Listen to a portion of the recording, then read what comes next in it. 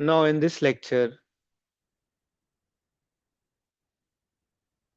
we have to solve this example, which states that if Z1, Z2 and the origin O represent on the Argand diagram vertices of an equilateral triangle, so that 1 upon Z1 square plus 1 upon Z2 square, which is equal to 1 upon Z1 into Z2.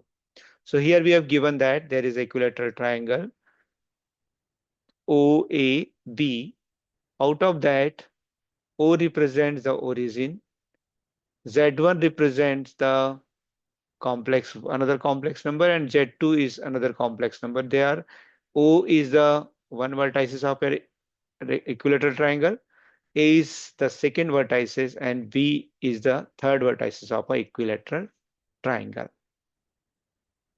Now, then we have to show that 1 upon Z1 square plus 1 upon Z2 square, which is equal to 1 upon Z1 into Z2. So let O be origin. Suppose this O is origin, then OA and OB represent Z1 and Z2 respectively. Then from the figure, it is clear that this OB, this is OB, OB can be obtained by rotating this OA, AB, sorry, just a minute, this OB can be obtained by rotating this OA by an angle 60 degrees. 60 degree means nothing but pi by 3, 60 degree in anti-clockwise direction. So it is clear that OB, which is equal to OB is what? It is nothing but Z2, can be obtained by rotating OA, means this Z1, anti-clockwise direction by an angle pi by 3 or 60 degree. That is, it means that OB, we can write down Z2 is nothing but OB. OB is equal to OA multiplied by e to the power minus I pi by 3. So now this is plus because we are rotating in anti-clockwise direction. So Z2 is equal to Z1 into e to the power I pi by 2.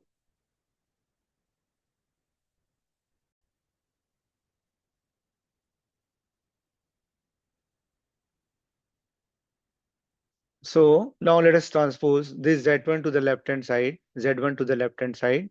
So it will be Z2 upon Z1, which is equal to e to the power I pi by 3. So this is very clear that this OB can be obtained by rotating OA by an angle 60 degree in anti-clockwise direction. And anti-clockwise direction is positive. What it means? It means that Z2, which is equal to Z1 multiplied by e to the power I pi by 3. So let us give it equation number 1. Similarly, this OA can be obtained by rotating this OB in clockwise direction by an angle 60 degree. So what it means? That means Z1 is equal to, Z1 means OA, OA is equal to OB multiplied by e to the power minus I pi by 3. So why we have taken minus sign? Because we are rotating into clockwise direction. Here it is anti-clockwise direction. So anti-clockwise direction is positive and clockwise direction is negative. So Z1 is equal to Z2 e to the power minus I pi by 3. Again, we can transpose this Z2 into this form. So Z1 upon Z2 is equal to e to the power minus I pi by 3. Right. Now this is equation number 2. So adding 1 and 2 we have to add 1 and 2. So Z2 upon Z1 plus Z1 upon Z2, which is equal to e to the power I pi by 3 plus e to the power minus I pi by 3. So this is the addition of that two equations. Now we have to simplify this one. So we know that e to the power I theta is nothing but e to the power I x is nothing but cos x plus I sin x. So e to the power I pi by 3 is cos pi by 3 plus I sin pi by 3 plus cos pi by 3 minus I sin pi by 3. So since this is minus, so there will be minus sign. Since it is plus, so it is plus sign. So plus I sin pi by 3 and minus I sin pi by 3 both will be cancelled. So we have 2 times of cos pi by 3. And cos pi by 3 is nothing but it is cos 60, and cos 60 is nothing but 1 by 2. So 2 into 1 by 2, which is equal to 1. So Z2 upon Z1 plus Z1 upon Z2 equal to 1. So let us take the LCM.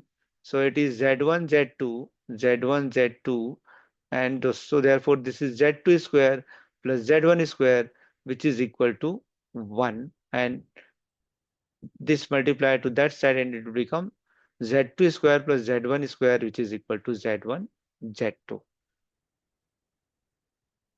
Now dividing this equation by Z1 square into Z2 square, we have Z2 square upon Z1 square into Z2 square plus Z1 square upon Z1 square into Z2 square, which is equal to Z1 Z2 upon Z1 square into Z2 square. So Z2 square will cancel. Z1 square is cancelled. Z1 and Z1, 1 Z1 cancel. Z2 and 1 Z2 is cancelled. So we have 1 upon Z1 square plus 1 upon Z2 square, which is equal to 1 upon Z1 Z2. And this is the desired result. Hence proved. Thank you.